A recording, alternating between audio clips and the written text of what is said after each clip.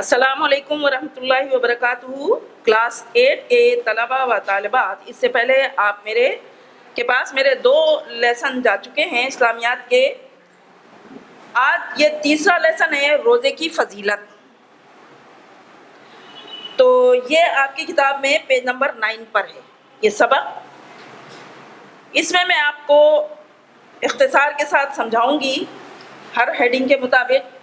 امید ہے کہ آپ نے یہ لیسن خود پڑھ لیا ہوگا، اگر نہیں پڑھا ہو تو آپ اب اس لیسن کو پورا خود پڑھیے گا۔ تو اس میں سب سے پہلے روزے کا مفہوم ہے، اس کے معنی اور مفہوم۔ تو آپ کو معلوم ہے روزے کو عربی میں صوم کہتے ہیں، یہاں جیسا کہ لکھا ہوا ہے، اور اس کا مطلب ہے رک جانا، چپ رہنا۔ لیکن ہماری اسلام کی شریعت میں اس سے مراد ہے فجر سے پہلے، یعنی صبح صادق سے غروب آفتاب تک اللہ کی رضا و خوشنودی کے خاطر اپنے آپ کو کھانے پینے اور نفسانی خواہشات سے روک کر رکھنا۔ روزے کی فرضیت، جس طرح نماز کی فرضیت قرآن سے ثابت ہے، اسی طرح روزے کی فرضیت بھی قرآن کی آیات سے ثابت ہے۔ ایک آیت ہے، یا ایھا الذین آمنوا کتب علیکم الصیام کما کتب علی الذین من قبلکم لعلکم تتقون۔ مطلب اس کا ہے، مومنو تم پر روزے فرض کیے گئے ہیں جس طرح تم سے پہلے لوگوں پر فرض کیے گئے تھے تاکہ تم پرہیزگار بنو۔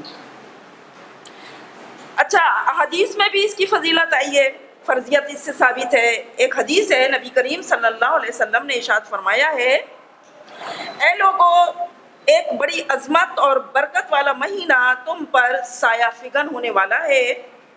اس میں ایک رات ہے جو 1000 مہینوں سے بہتر ہے۔ اللہ تعالیٰ نے اس مہینے میں روزہ رکھنا فرض قرار دیا ہے۔ تو قرآن اور حدیث سے یہ روزے کی فرضیت ثابت ہو گئی۔ اب ہے روزے کی فضیلت۔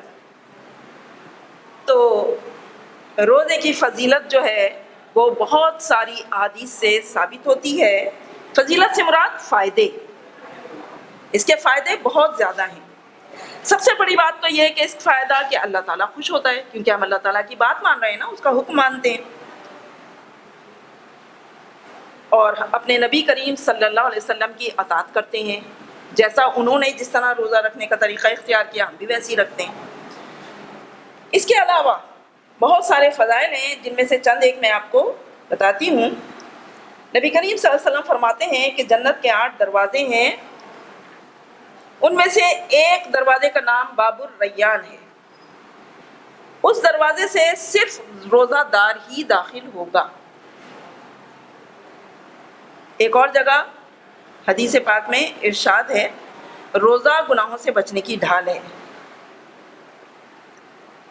اس کے علاوہ نبی کریم صلی اللہ علیہ وسلم نے یہ بھی فرمایا، جس نے ایمان اور احتساب کی نیت سے رمضان کے روزے رکھے اس کے تمام پچھلے گناہ معاف ہو جاتے ہیں۔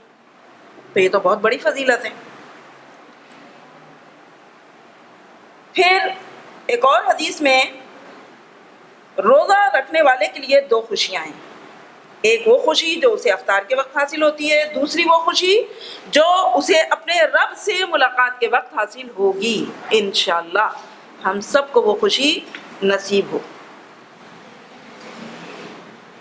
اس کے علاوہ جس کسی نے روزے دار کو روزہ افطار کرایا تو یہ اس کے گناہوں کی مغفرت اور دوزخ کی آگ سے آزادی کا ذریعہ ہوگا، اور روزے دار کو کے برابر ہی اس کو ثواب ملے گا، دونوں کے اجر میں کوئی کمی نہ ہوگی۔ اور بھی بہت سارے فضائل ہیں، میں نے یہاں چند آپ کو بتا دیے ہیں۔ اب ہے کہ روزے کے اثرات کیا ہوتے ہیں انفرادی اور اجتماعی طور پر۔ ہم نے روزہ رکھا ہے، اس سے ہمیں کیا فائدہ ہوگا، اور اس کے خوشگوار اثرات معاشرے پر کیا ہوں گے۔ ٹھیک ہے، تو روزہ رکھنے سے انسان جو ہے مسلمان، وہ گناہوں سے بچتا ہے، اور 1 مہینے تک جب یہ پریکٹس ہوتی ہے تو وہ عادی ہو جاتا ہے اس بات کا کہ وہ گناہوں سے بچتا ہی رہے۔ نیکیوں کی ترغیب زیادہ سے زیادہ اسے ملتی ہے، زیادہ سے زیادہ نیکیاں کرنے لگتا ہے۔ शैतान से बचता है, शैतान उस पर अपने हथकंडे ज़्यादा कामयाब नहीं होते, शैतान के हथकंडे। फिर यह है कि रोज़ा जो है वो गुस्सा, नफ़रत, खुदगर्जी, फहशगोई, बेहयाई, हिर्स व हविस, मफाद परस्ती, बुग़्ज़ और अना का ख़ात्मा करता है। तो इस तरह मुआशरा जो है, जब हर इंसान में ये अच्छी खूबियाँ पैदा हो जाती हैं तो मुआशरे में बहुत खुशगवार असरात पैदा हो जाते हैं, अमन हो जाता है हर तरफ। और इसके फ़वाइद में ये है मुआशरे पर जो असरात पड़ते हैं कि रोज़े में भूख प्यास को बर्दाश्त करने से सब्र जैसा जौहर जन्म लेता है। रोज़े की बदौलत इंसान को अल्लाह ताला की दी हुई नेमतों की कदर व कीमत का बहुत एहसास हो जाता है और वो अल्लाह का शुक्रगुजार बंदा बन जाता है। मुआशरे के गरीब और मोहताज लोगों के साथ हमदर्दी का जज्बा फ़रोग़ पाता है। इसके अलावा रोज़े की बदौलत लोगों में क़नाअत व ईसार और तज़किया नफ्स जैसी खूबियाँ भी पैदा होती हैं। मुआशरे की फलाह व तरक्की का राज इसी में पोशीदा है कि मुआशरे के अफराद सेहतमंद हों। तो रोज़ा रखने से अक्सर बीमारियां जो हैं उनका ख़ात्मा हो जाता है, जिस्म के आज़ा को आराम मिलता है और ज़्यादातर बीमारियां जो हैं वो ज़्यादा खाने से होती हैं। तो जब हम ज़्यादा नहीं खाते, इस महीने में कम खाते हैं, तो हमारे तमाम आज़ा नए सिरे से वर्किंग करने लगते हैं, सेहतमंद हो जाते हैं। और ये महीना रमज़ान के रोज़े तमाम मुसलमानों में इत्तेहाद और मोहब्बत पैदा करने का बेहतरीन ज़रिया भी है। अच्छा, क्लास 8 के तलबा व तालिबात, मैंने आपको इस लेसन को इख्तिसार के साथ समझा दिया है। रोज़ा जो सबक है आपका, इसमें सवाल नंबर 1 है रोज़े की फ़र्ज़ियत कुरान और हदीस से साबित करें। तो इसमें हमने कुरान मजीद, इसके जवाब में कुरान मजीद की एक आयत है सूरतुल बक़रा की, उसका तर्जुमा है मोमिनो तुम पर रोज़े फ़र्ज़ किए गए हैं जिस तरह तुमसे पहले लोगों पर फ़र्ज़ किए गए थे ताकि तुम परहेज़गार बनो। ये एक हदीस, वो कुरानी आयत है जिससे रोज़े की फ़र्ज़ियत साबित होती है। एक हदीस भी है, नबी करीम सल्लल्लाहु अलैहि वसल्लम ने इरशाद फरमाया, ए लोगो, एक बड़ी बरकत और अज़मत वाला महीना तुम पर साया फिगन होने वाला है, उसमें एक रात है जो 1000 महीनों से बेहतर है। अल्लाह ताला ने इस महीने में रोज़ा रखना फ़र्ज़ करार दिया है। यह हदीस हो गई, जवाब कंप्लीट हो गया। सवाल नंबर 2, अहादीस की रोशनी में रोज़े के फ़ज़ाइल बयान कीजिए। तो रोज़े के फ़ज़ाइल की हेडिंग डाल दी और अब यहाँ नंबर वाइज रोज़े के मुख्तलिफ़ फ़ज़ाइल जो हैं, फ़जीलतें यहाँ लिखी गई हैं, जिनमें कितने पॉइंट्स हैं? नंबर 1 2 3 4 5 6 7 8। सही है। इसमें सबसे पहले हेडिंग डालेंगे रोज़े के फ़ज़ाइल, और हदीस नंबर 1 है, जब रमज़ान का महीना आता है तो रहमतों की बारिश होती है, जन्नत के दरवाजे खोल दिए जाते हैं, दोज़ख के दरवाजे बंद कर दिए जाते हैं और शयातीन को जंजीरों में जकड़ दिया जाता है। दूसरी है, रोज़ा गुनाहों से बचने के लिए ढाल है। तीसरी हदीस है, फजीलत भी है ये, जिसने ईमान और एहतिसाब के साथ रमज़ान के रोज़े रखे उसके तमाम पिछले गुनाह माफ़ कर दिए जाते हैं।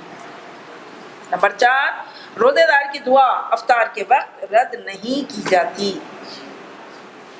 नंबर 5, रोज़ेदार के लिए 2 खुशियाँ हैं, एक वो जो अफ्तार के वक्त होती है, दूसरी वो जो अपने रब से मुलाकात के वक्त होगी। और नंबर 6 है, जो कोई इस महीने में अपने खादिम के काम में कमी करेगा अल्लाह ताला उसकी मग़फ़िरत फरमाएंगे और जहन्नम से निजात देंगे।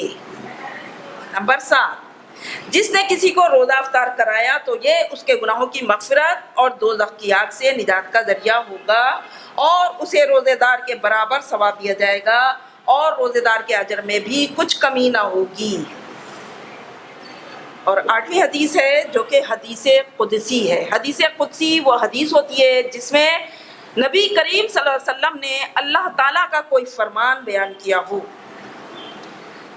تو یہ ہے روزہ میرے لیے ہے اور میں ہی اس کی جزا دوں گا۔ یہ ہو گئے سوالوں کے جواب۔ اب ہے